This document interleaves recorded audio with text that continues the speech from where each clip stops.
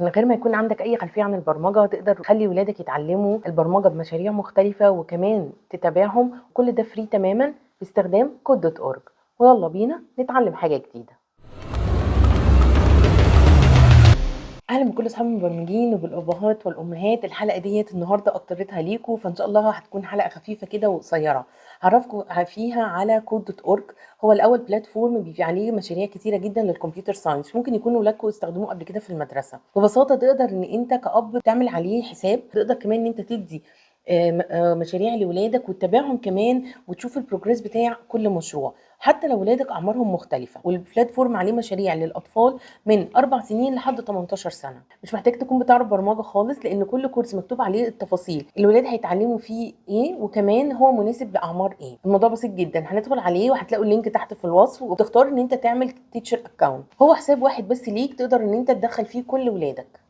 وكمان لو انت مدرس تقدر تحط فيه اكتر من طفل واكتر من فصل واكتر من مجموعه. وبعدين زي ما انت شايف كده تقدر ان انت تضيف فصل وتسمي الاسم للفصل دوت، وتختار بقى الرينج بتاع العمر بتاعك بالفصل دوت، انت عايز يكون رينج بتاعه كام سنه. ممكن حتى الفصل ده يكون مثلا لو واحد من ولادك ممكن تسميه باسمه، وتعمل فصل كل واحد لو اعمارهم متباعده جدا. وممكن تعمل كمان لو كل واحد يبقى ليه مشاريعه الخاصه، وتعمل كمان يبقى في مشاريع بتاخد رينج كبير من الاعمار. فممكن تعمل مثلا فكره ليهم ان فصل يكون الولاد فيه اكتر من عمر مجتمعين بيعملوا نفس المشروع، ودي بيدي تنافسيه ويبقى الموضوع لطيف جدا. بتبدا تضيف اسامي ولادك ويبقى فيه كود كده اللي انت شايفه ظاهر دوت. بتقدر بمنتهى البساطه ابنك يروح على اللابتوب بتاعه او التابلت اللي هيعمل منه ساين ان، ولما يجي يعمل ساين ان زي ما انت شايف كده هيساله عن الكود، فهو ممكن يحط الكود بقى اللي انت هتديهوله.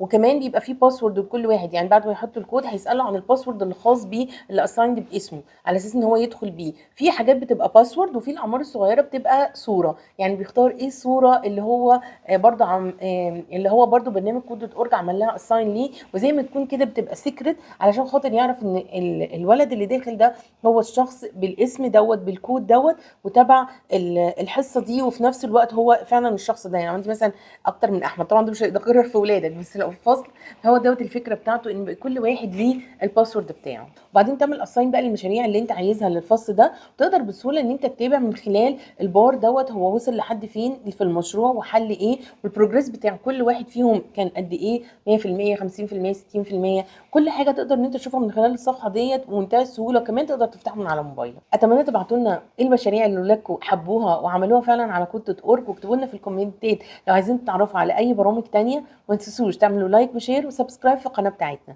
واتمنى ان انتم تكونوا استفدتوا. هابي كودينج.